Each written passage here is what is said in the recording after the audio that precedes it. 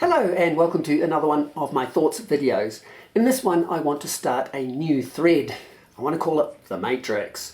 You remember that movie where everything was all tinted in green with amazing special effects? The Matrix 1, 2 and 3.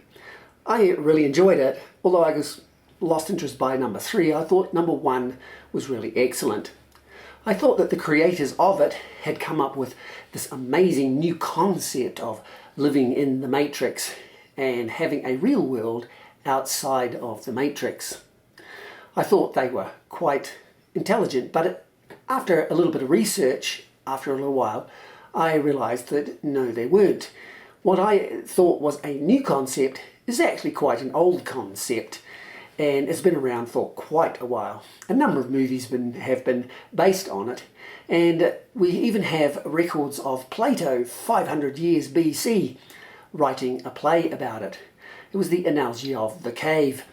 There were a bunch of prisoners chained in a cave, and all they could see of the outside world was the shadows cast on the wall by the sun and the activity outside of the cave.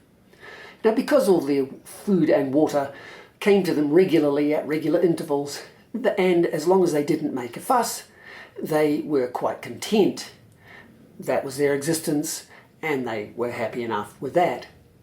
Until one day, one of the prisoners, for some reason, escaped and left the cave and saw what was outside in the outside world. Now, he was so amazed by what he saw in the outside world, he thought that the people in the caves should know also. So he raced back into the cave to tell them. But unfortunately, nobody in the cave actually was interested in what he had to say. They wouldn't believe him and what he had to say to them. In fact, I don't know whether they even got to the point of even beating up him for what he was saying. Regardless, anyway, they were quite content with their existence in the cave. And this is the concept, the Matrix.